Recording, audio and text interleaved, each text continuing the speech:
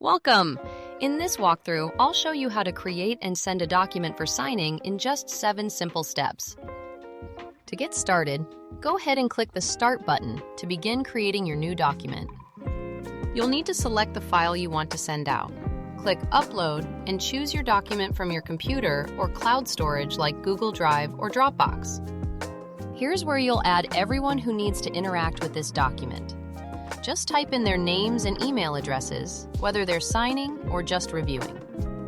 Once you've added all your recipients, click Next to move into the editing interface where you can prepare the document. This is where you'll set up the interactive fields.